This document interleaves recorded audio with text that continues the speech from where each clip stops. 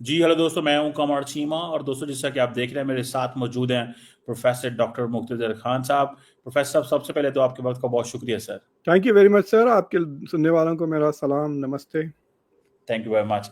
Doctor साहब, दो तीन सवाल हैं। पहला सवाल तो शुरू करना चाहता हूं कि आज प्राइम मिनिस्टर मोदी ने एक स्पीच की इंडिया के अंदर, उड़ीसा के अंदर, और वहां पे उन्होंने ये कहा कि मैं डोनाल्ड ट्रंप का इनविटेशन छोड़ के आ गया और मैंने उसको रिजेक्ट कर दिया, इग्नोर कर दिया, क्योंकि मैंने तुम्हारे पास आना था। तो अपने उधर लोगों से बात कर रहे हैं। Do you think this is the start of the anti American sentiments in India? Because एक एक एनवायरमेंट चल रहा है, आपने उसको देखा होगा। Strategic community not happy, media not happy, civil society. ये पाकिस्तानियों का काम था, मुसलमानों का काम था अमेरिका के झंडे जलाना। No, there some sections in India जो उनके झंडे जला रहे हैं। सो पहले तो मैं स्टार्ट यहां से करना चाहता हूँ, then we will go to the Middle East. आपसे वहां की भी खबर लेनी है। देखिए, जब ये फरवरी में आए थे मिलने के लिए डोनाल्ड ट्रंप के लिए, तो इंडिया ने लग्जरी कार्स और कुछ चंद आइटम पे टैरिफ गिरा दिए थे yes. पहले ही। तो मैंने द डिप्लोमेट में एक आर्टिकल लिखा था सेइंग प्रीएम्प्टिवली बेंडिंग द नी कहकर, कि नरेंद्र मोदी इज प्रीएम्प्टिवली। तो ये इंडिया में काफ़ी चर्चा चले गया। राहुल गांधी ने भी कह दिया नरेंद्र सरेंडर, कि मोदी जो बार बार ये कह रहे हैं ना कि मैंने सीज फायर करवाया, और उसके मतलब ही इज़ नॉट। जयशंकर ने भी कहा, और मिनिस्ट्री ऑफ एक्सटर्नल अफेयर्स के जो स्पोक्स पर्सन है रणधीर जायसवाल, उन्होंने भी कहा कि ये बेसिकली बायलैटरल था। पाकिस्तान के डीजीएमओ का फ़ोन आया कि हमारी बहुत पिटाई हो गई, बस करें, और फिर हमने सीज फायर कर दिया। That is the Indian narrative ना। लेकिन उसका असर ट्रंप पे नहीं हो रहा है। तो इंडिया में एक नया नैरेटिव ऐसा आ गया है कि 1971 में इंदिरा गांधी ने दो टुकड़े कर दिए थे, ये इन्होंने कुछ नहीं किया, basically he is a weak link. तो अब वो उसको शोर अप करने के लिए अभी फॉर एग्जांपल इंडिया के मिनिस्ट्री ऑफ एक्सटर्नल अफेयर्स ने एक लंबा अनाउंसमेंट किया कि फ़ोन कॉल पर नरेंद्र मोदी ने ट्रंप से कहा कि we didn't ask for mediation, we don't need mediation, we will never accept mediation. ये मतलब पास्ट प्रेजेंट फ्यूचर की बात कर दी मीडिएशन की। उसके बाद फिर ट्रंप ने फिर दोबारा कहा कि मैंने पीस करवाया। फिर आसिम मुनीर के लंच के बाद भी कह दिया उन्होंने। So he is facing this pressure, I think domestically, कि कहीं बात लग ना जाए कि मैं डर गया, ट्रंप के सामने झुक रहा। वो बात होगी तो इनका फिर डोमेस्टिक मतलब नुकसान हो जाएगा। लोकल इलेक्शंस में, बिहार के इलेक्शंस आ रहे हैं नवंबर में, which are very important. Phone पे इनको जो रीड आउट है, इंडिया का रीड आउट है, उसके मुताबिक तो ये है कि डोनाल्ड ट्रंप ने इनको कहा वापसी में आप रुकते हुए जाइए, वी कैन हैव डिनर। और ये खुद बाद में डोनाल्ड ट्रंप ने भी खुद अपने प्रेस कॉन्फ्रेंस में कहा कि I invited him to come and have dinner. मुझे लगता है he was going to suddenly produce Asim Munir और कह दिया देखो मैंने इन दोनों की बात करवा दी। I thought something like that was cooking in the White House. In fact एक दो लोगों की बात भी सुना कि शायद इंडियन इंटेलिजेंस को पता चल गया, इसलिए मोदी डिडंट स्टॉप। लेकिन मोदी ने कहा मेरे प्री अरेंज विजिट्स हैं। और फिर वो क्रोएशिया भी गए ना, मतलब क्रोएशिया गए, फिर उसके बाद ये जो स्पीच देने आए हैं।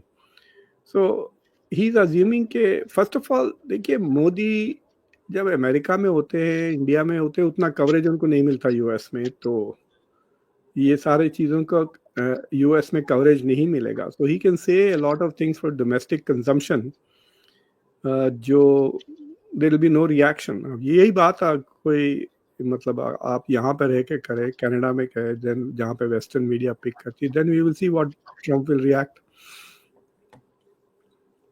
देखिए ट्रंप इज वेरी केयरफुल। मतलब किसी ने उनको ब्रीफ किया है कि आदमी की ईगो को पैम्पर करते रहे तो वो बार बार तारीफ करते रहता है। You know he understands that that is important. So that has, उसके दिमाग में वो बात स्टिक हो गई है। He doesn't do that for others.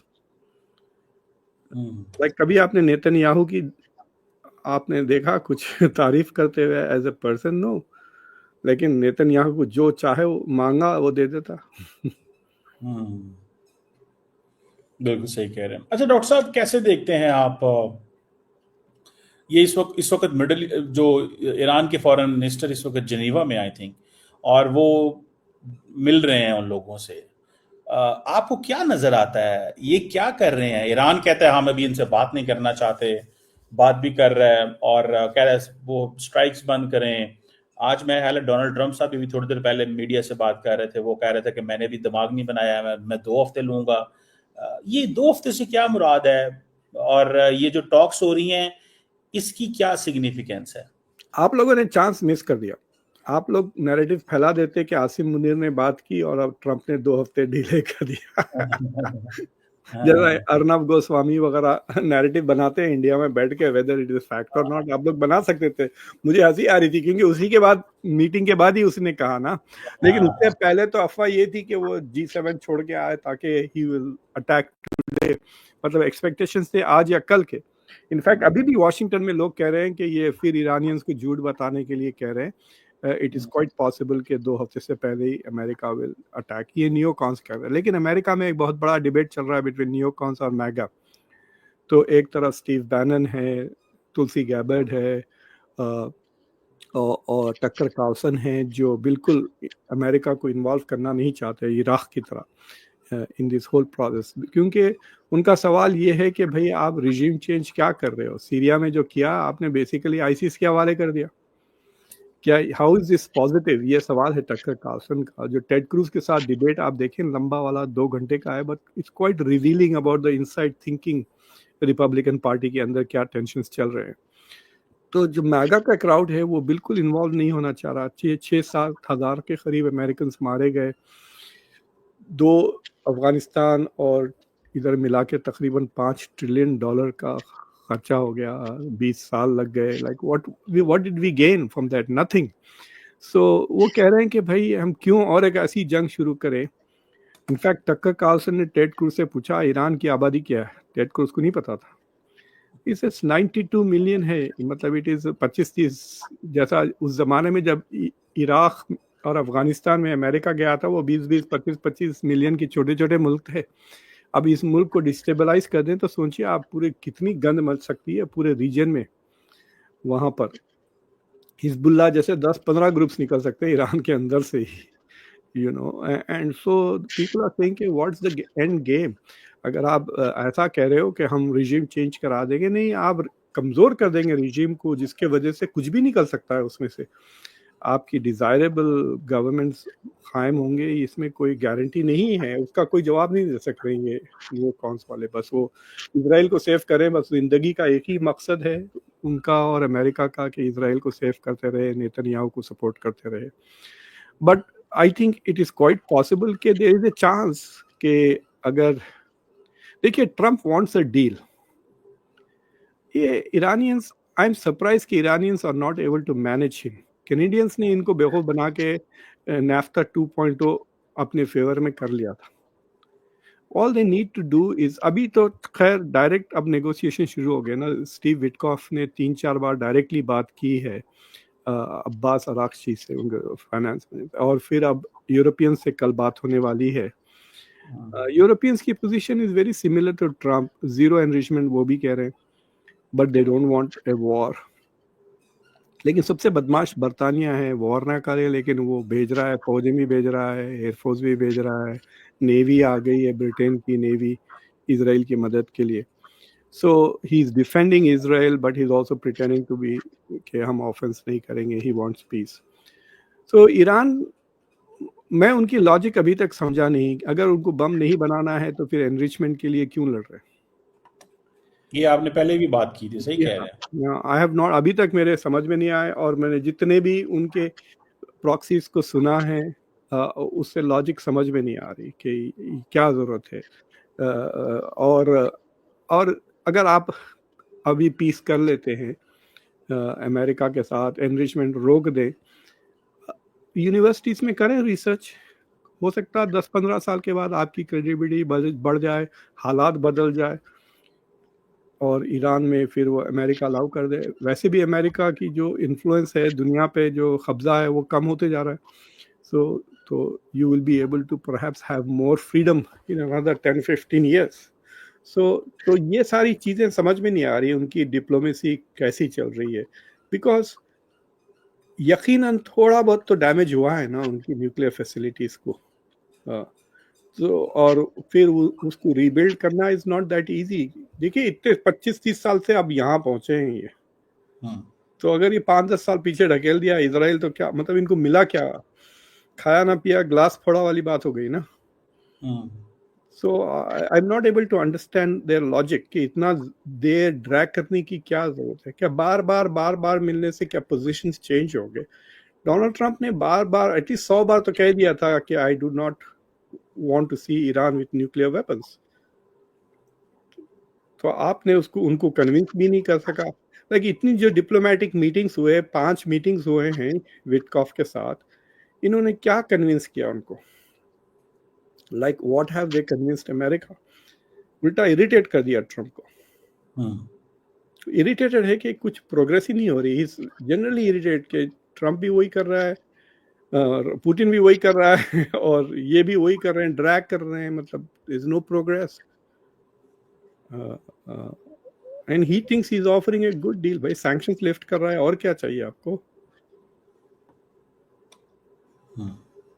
बिल्कुल सही है, बात तो सही है कि सैंक्शंस लिफ्ट कर रहे हैं और उनको क्या चाहिए।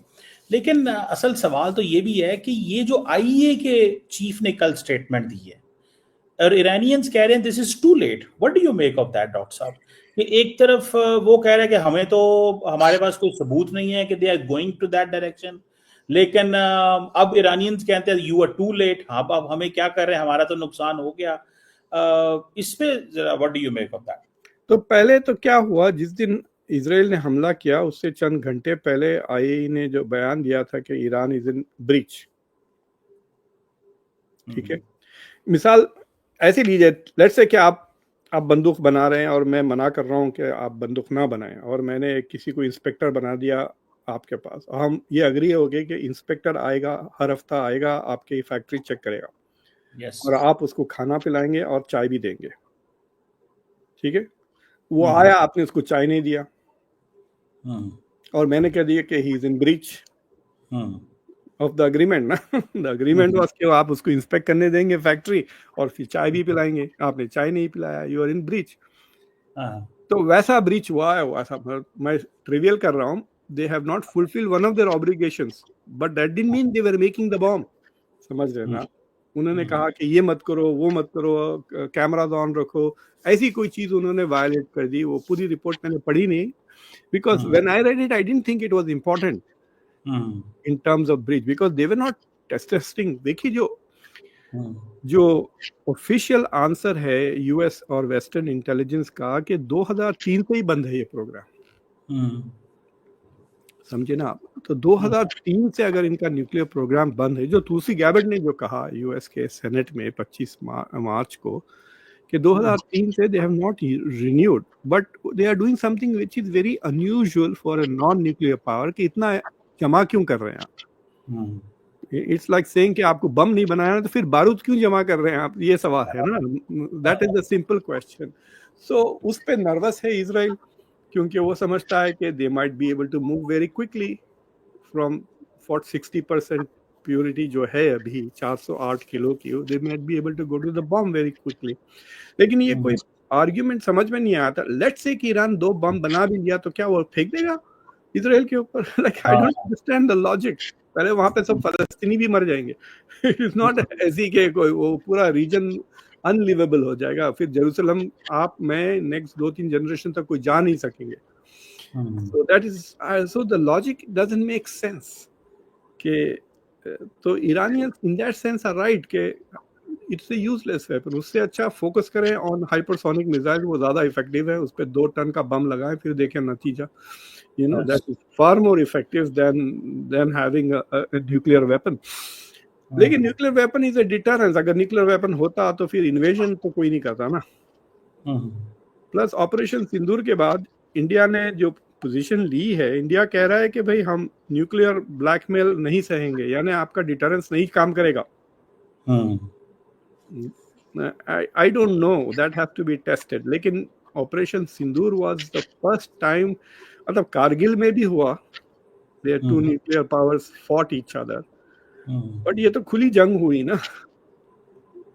तो जो डिफेंस की स्ट्रैटेजीज पढ़ते हैं वो लोग सोच रहे हैं कि that particular fight now tells you कि न्यूक्लियर डिटरेंस होते हुए उसके अंदर there is room for conventional fighting. Fight या हाँ, सो ईरान के पास न्यूक्लियर वेपन हो या ना हो, वो कन्वेंशनल लड़ाई लड़ भी सकता। ट्रू। डॉक्टर साहब, तुलसी गैबर्ड के बारे में आज डोनाल्ड ट्रंप ने बड़ा सख्त स्टेटमेंट दी है। अभी वो I think new Jersey travel कर रहे थे, तो वो जो जहाज पे चढ़ते हुए मीडिया से बात की, उन्होंने कहा it's good to keep your mouth shut some time, that can land you in trouble. तो वो तुलसी के बारे में आई थिंक बात कर रहे थे। आप कैसे देखते हैं? क्या कल भी मैं सीबीएस वगैरह भी देख रहा था अमेरिका के अंदर, do you think Tulsi's days have been numbered? Tulsi, देखिए, तुलसी शुरू से was against the war with Iran, और ये मैं अब की बात नहीं कह रहा हूँ, 2-3 साल पहले से। And that is why she like Trump, because Trump was anti intervention, unlike the Democrats. तो डेमोक्रेट्स तो लड़ने के लिए मर रहे हैं यूक्रेन से, अभी भी 70% है अब लड़ने के लिए यूक्रेन के साथ डेमोक्रेट्स। आज मैं सुबह में we were having a seminar on public opinion polling, तो Democrats are close to 70% in supporting Ukraine more with weapons and money. Republicans 30% पे है, so the elite still wants to fight. So Tulsi Gabbard बिल्कुल non-interventionist, isolationist, she doesn't want to get involved.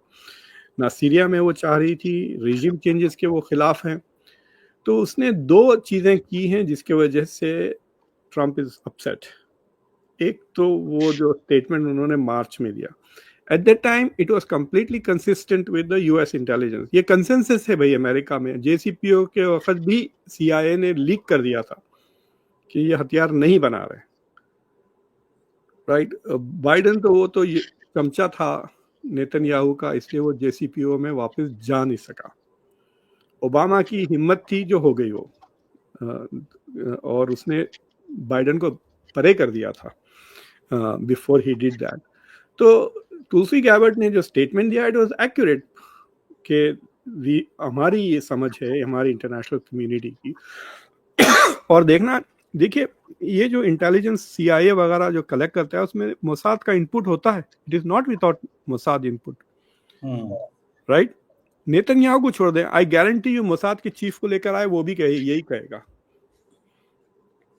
कि इनके पास नहीं है programme, because that is the information that the US is also getting. तो जब वो CNN की reporter ने जब उनसे पूछा ट्रम्प से when he was leaving Canada से वापस आते वक्त कि आप क्यों इंटरवीन कर रहे हो, आपकी एजेंसी की, आपकी DNI खुद कह रही है कि वो प्रोग्राम में नहीं है, तो उस पर ट्रम्प बड़ा चिढ़ के कहा, I don't care what she's saying, I don't care about Tulsi Gabbard, I know Iran is close to making a bomb. तो अब ट्रम्प से ज्यादा बहस तो नहीं कर सकता ना, like she could say like what is your source other than, अगर आपको CIA नहीं बोल रहा है, DIA नहीं बोल रहा, तो फिर कौन बोल रहा है भाई आपको कि इजराइल? तो नेतन्याहू कह रहा है ना कान में, तो she didn't ask him that question. फिर उसके बाद Tulsi Gabbard went to Japan, वो होलोकॉस्ट का मेमोरियल वगैरह, वहां से आके उसने एक 3 मिनट का वीडियो बनाया जिसमें वो कह दिया कि वॉर मॉन्गर्स एक दूसरे को चढ़ा रहे हैं and is trying to get nuclear powers to go to war. तो ट्रम्प के जो व्हाइट हाउस के लोग समझ रहे हैं ये कह रहा है ईरान और इजराइल के बारे में क्या है। तो अब देखें, इजराइल और ईरान में, ईरान के पास न्यूक्लियर वेपन्स नहीं है, and the other she is saying कि जो आइडियोलॉग्स हैं, आइडियोलॉग्स और ये नेस्टी पावर हंग्री लोग, एलीट, भड़का रहे हैं न्यूक्लियर पावर्स टू गो, और we are very close to a nuclear holocaust, ये बात कही उसने। तो यहाँ पे अमेरिका में मुझे बड़ी ताज्जुब हो रहा है कि दे आर थिंकिंग कि is she talking about Ukraine और is she talking about Israel and Iran? अरे गधो, she is talking about India Pakistan, nuclear powers तो वो हैं, right? So she is thinking कि मतलब यहाँ पे भी पागल बैठे हुए हैं, वहां भी पागल बैठे, दोनों मिलके एक दूसरे को जंग पे लेके जाएंगे nuclear power. That is what I think, ये मेरा असेसमेंट है, because that is the only conflict where there are 2 nuclear powers involve ना, दोनों तरफ। तो लेकिन यहाँ पे अभी भी मैं देख रहा था, 2-3 एनालिसिस देख रहा था, ग्लेन ग्रीनवॉल्ड को देखा, उसने भी अभी थोड़ी देर पहले, आधा 1 घंटा पहले, he did this whole thing के are Trump and Tulsi Gabbard finished कहकर। तो उसमें वो बात ही नहीं कर रहा है इंडिया पाकिस्तान की, वो ये दोष इसमें भी बात कर रहा है, फिर कह रहा है कि भाई ईरान के पास तो नहीं है, फिर यूक्रेन के पास भी नहीं है, तो फिर ये क्या बात कर रहे हैं। But anyway they are thinking कि ये दोनों statements were targeting the neocons, और वो नियोकॉन्स इसके कान भर रहे हैं कि ये तुम्हारे खिलाफ जा रही है। लेकिन आप देखें कि धीरे धीरे जो जितने भी प्रो इंडिया बंदे हैं वो सब परे होते जा रहे हैं। अच्छा, ये केस की क्या लॉजिक है? माइकल वॉल्स को भगा दिया। माइकल वॉल्स को कहा कि उसको यूएन भेजा रहे हैं, अभी तक उसकी हियरिंग भी नहीं हुई। अगर ट्रंप ने कह दिया किसी रिपब्लिकन सेनेटर को स्केड्यूल ही ना करो इसकी हियरिंग, तो वो खत्म हो गया ना, फिनिश्ड। माइकल वॉल्स ये इंडिया कॉकस का चेयर था, ये बिफोर ही बिकेम नेशनल सिक्योरिटी एडवाइजर, बहुत क्लोज टू इंडिया। और उसके बाद अब तुलसी गैबर्ट, वो तो खुद हिंदू हैं, जाके वहाँ पे हरे कृष्णा कह रही थी मोदी के पास, बड़ी खुश, मोदी को भगवत गीता प्रेजेंट किए। So there was a lot of talk. She is very sympathetic to India, pro India, right? तो now, and I think she must be pro India. मतलब वो DNI के चीफ फॉरेन कंट्रीज इस तरह थोड़ी जाते हैं पब्लिक से। तो रईसीना डायलॉग की चीफ गेस्ट थी ना। यस। हाँ, तो वहां पर the argument was that she is sympathetic to India. अब वो भी मार्जिनलाइज हो गए हैं। आपने विवेक रामास्वामी को तो भिजा दिया है ओहायो। सो धीरे धीरे जो इंडिया का जो इन्फ्लुएंस था ट्रंप एडमिनिस्ट्रेशन में, from inside the Trump administration, I think थोड़ा कम हो गया because of the, I am not saying कि ये इंडिया के वजह से हो रहा है, आई एम जस्ट सेइंग कि ये कोइंसिडेंटली हो रहा है। कोइंसिडेंटली और व्हाटएवर द अदर लॉजिक है। डॉक्टर साहब, एक बड़ा टेक्निकल सवाल मेरे ज़हन में आ रहा है। अफगानिस्तान में अमेरिकन आए, that made logic, Osama bin Laden, al Qaeda, this that. Iraq में they couldn't create that consensus. Do you think under what international law Israel is attacking Iran? And secondly, if the United States does this, or if the United States attacks Iran, what international law will they be using? Or do you think they will have any justification to provide to the world? और वो कहेंगे कि नहीं, because हमारी ये assessment है, we are doing this. देखिए, Israel is already in violation of international law. Wanted criminal है नेतन्याहू। ICC का वारंट तो इश्यू हो गया है ना, तो उसकी क्या लेजिटिमेसी है? कुछ भी नहीं है। दिस इज आर्टिकल 51 जो है यूएन का, उसके ये खिलाफ है। इन्होंने जो हमला किया, इन्होंने जाके कोई जस्टिफिकेशन नहीं दिया प्रीएम्प्टिव स्ट्राइक के लिए कि देयर इज इमिनेंट डेंजर, अगर हम आज अटैक ना करें तो हमारे पे आज बम फेंकेगा। तो IAEA को ही रेफर करता था ना यूएन सिक्योरिटी काउंसिल। और आप IAEA की आज की रिपोर्ट से तो देख लिए कि IAEA would say that it's not making a bomb. Then there is no preemptive justification for a preemptive attack. So this is outside international law. The US, जब US को इराक का invasion was also outside the international law. Israel ने जितने भी हमले करे सब violation है। उसने लेबनान को मारा, सीरिया में बम डाला, 6 या 7 मुल्कों पे हमला कर दिया पिछले 1 साल में इजराइल ने। और कहता है Iran is the most dangerous regime. सबसे ज्यादा डेंजर है। ईरान ने उतनी जंग अपनी सारी पिछले 300 साल में नहीं लड़ी। पिछली बार जब हमला किया था वो नादिर शाह था जो दिल्ली पे हमला किया था। उसके बाद किस पे हमला किया है ईरान ने? किसी मुल्क पे तो नहीं किया ना। अभी इजराइल को मारा है बस, वो भी रॉकेट। तो this whole law, Israel and law को एक सेंटेंस में इस्तेमाल नहीं कर सकते।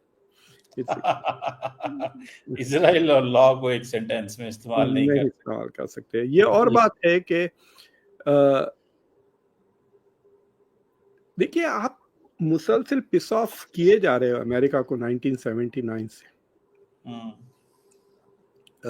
तो हॉस्टेजेस ले लिया, फिर उसके बाद यहाँ पे इजरायली प्रोपेगेंडा इतना नॉन स्टॉप चलता है। मूवीज देखिए, आप हीरो देखिए, उसमें बहस चल रही थी टेड क्रूज की और टकर कार्लसन की। और टेड क्रूज कह रहा है कि भाई ईरान ने ट्रंप को मारने की 2 बार कोशिश की, असैसिनेट करने की कोशिश की। फिर आप बातें भी बहुत बड़े बड़े करते हैं ना। हमारे पास के लोगों को तो बात करने का बड़ा शौक है कि हम नस्त नाबूद कर देंगे तुमको, मैप से, नक्शे से। इस क्या जरूरत है? आई थिंक जो करना है करो लेकिन बकवास क्यों करते हो?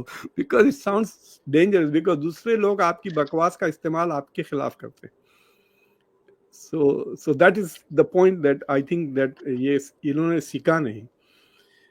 अमेरिका को धमकी देना है तो जैसे everything is on the table कहते हैं. It doesn't sound that scary.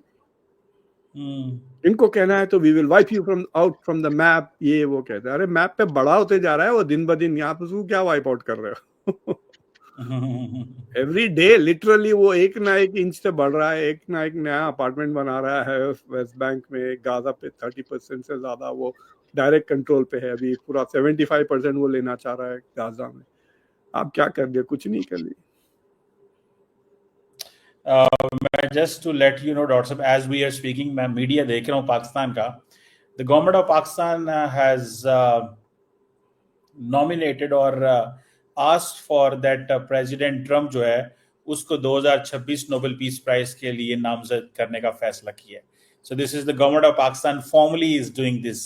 इसका क्या इम्प्लीकेशन होगा नहीं होगा वो हमारा मसला नहीं है. But now we are again in the highlight. Trump कहेगा पाकिस्तान के लिए देखें मैंने जनाब कर दिया. बट एक्चुअली वो तो पहले अनाउंस हो गया था ना, जब आसिम मुनीर लंच के लिए आने से पहले एक व्हाइट हाउस के स्पोक्स पर्सन ने कहा था कि we are very grateful to Asim Munir for nominating for president for Nobel prize. In fact एक तबका अमेरिका में ये है कि the reason why he was invited suddenly for lunch was because he said that. फिर उसके बाद उसने दोबारा कहा, फिर लंच के बाद फिर कहा उन्होंने, आसिम मुनीर ने, कि नोबेल प्राइज मिलना चाहिए दो न्यूक्लियर पावर्स के बीच में. अब it makes Modi's position very complicated, क्योंकि अभी तक तो वो खाली सीज फायर के मना कर रहे थे credit.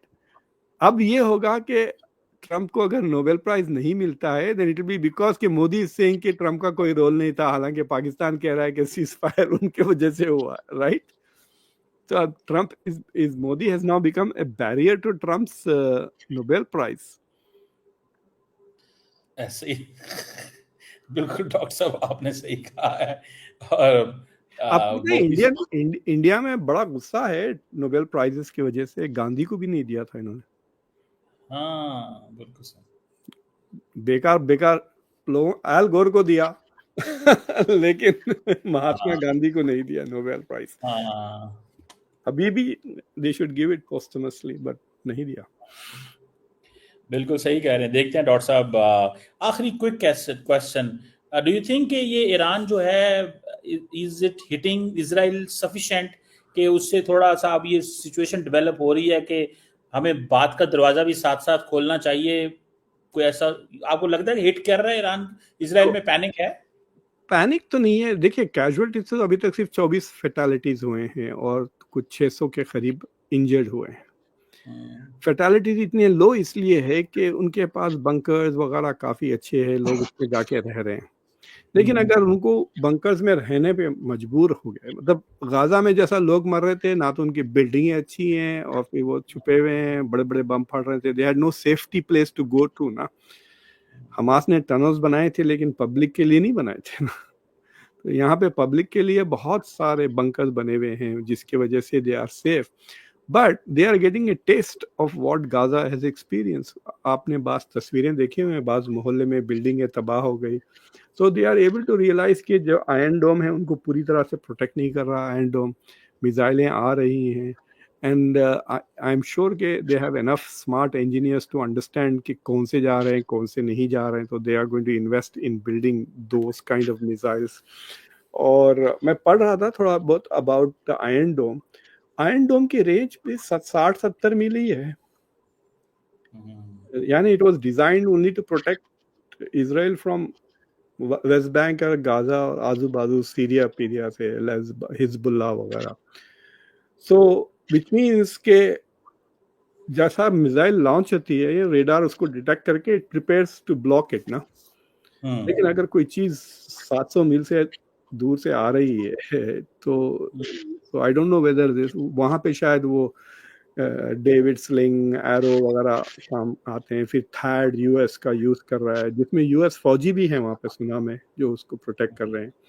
So it's not just US technology, US weapons and US personal भी वहाँ पर है. और फिर वो पानी के जहाज से भी प्रोटेक्ट कर रहे हैं ना, काउंटर मिसाइल्स को ब्लॉक कर रहे हैं, ड्रोन्स को ब्लॉक कर रहे हैं। But what is clear is के ईरान ने वो चीज करी पिछले मतलब 673 के बाद से जो उसके साथ कभी नहीं हुआ। मतलब they are getting a taste of what is war. वरना वो पॉपकॉर्न खाते हुए देखते थे गाजा में क्या हो रहा है, जैसे कि टीवी पे चल रहा है जंग, इट वाज अनअफेक्टेड। और इसके वजह से I can also tell you there will be many Israelis who might even leave Israel, right. ये कहाँ की किरकिरी है, नॉन स्टॉप ये मतलब it is not a normal country. आप सोचिए अक्टूबर 7 से वो मुसलसल जंग पे है, कभी इस पे जंग कभी उस पे जंग, जीत और सब। अगर अमेरिका सपोर्ट ना करे तो वो जीतेगा भी नहीं। It will struggle against all of its enemies, मतलब। और खत्म नहीं हुए, Hezbollah has not disappeared, it will come back। देखना आप इस जंग में खामोश बैठे हुए हैं, which is a bit strange। Hezbollah भी खामोश है, हुतीज भी खामोश है, which is something that people have not been able to explain। मेरा ख्याल है they don't have the capability to, मेरा ख्याल है वो करने को नहीं, लेकिन डिस्ट्रैक्ट तो कर सकते हैं ना। yes but yes सही कह रहे, सही कह रहे। Thank you very much professor doctor Muqtedar Khan साहब सर, बहुत शुक्रिया आपके वक्त का। Thank you very much sir.